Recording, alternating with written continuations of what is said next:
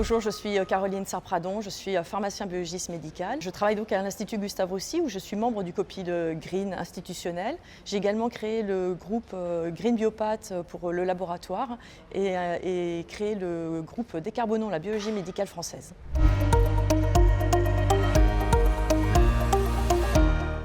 Eh bien, tout simplement, on est tous sensibles un peu à l'impact écologique de notre vie et on le voit également au sein de notre travail. Donc là, au niveau du laboratoire, on trouvait qu'il y avait quand même beaucoup de choses à faire. Et puis c'est vrai qu'au départ, j'étais très sensibilisée par mon fils. Donc c'est vrai qu'il y a une transmission filiale dans l'autre sens.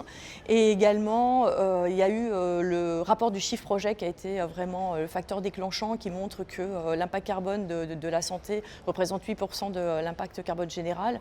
Et plus particulièrement au niveau hospitalier, eh bien, le bilan carbone de la PHP montre que les réactifs de biologie et d'anapathe sont le deuxième facteur d'émissions de gaz à effet de serre au sein d'un hôpital. Donc il fallait agir.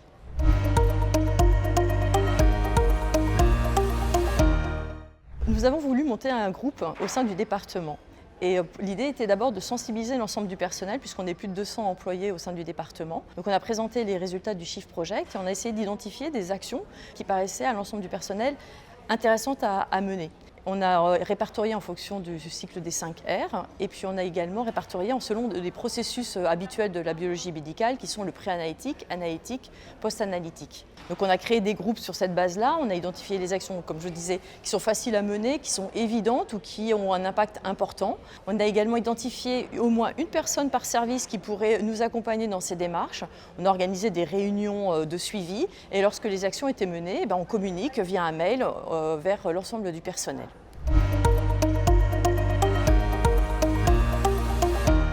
En fait, le meilleur déchet, c'est celui qu'on ne produit pas. Donc l'action, c'est sur la prescription médicale. L'idée étant de rationaliser un peu les prescriptions, avoir une pertinence sur la prescription.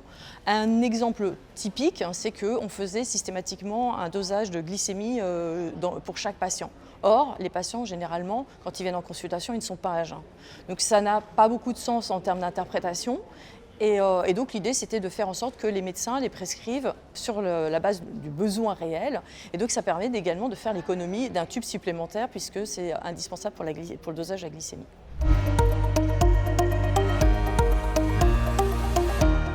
On le partage également au niveau institutionnel puisqu'on fait un rapport annuel avec les différentes actions qui sont menées. Et puis également, l'idée, c'est aussi de propager, je ne vais pas dire la bonne nouvelle, mais diffuser ces informations. Ce que je fais en le partageant avec le groupe développement durable de l'Ordre des pharmaciens. J'ai également monté le groupe Décarbonons la biologie médicale française. L'idée étant de partager nos pratiques entre tous les laboratoires de France.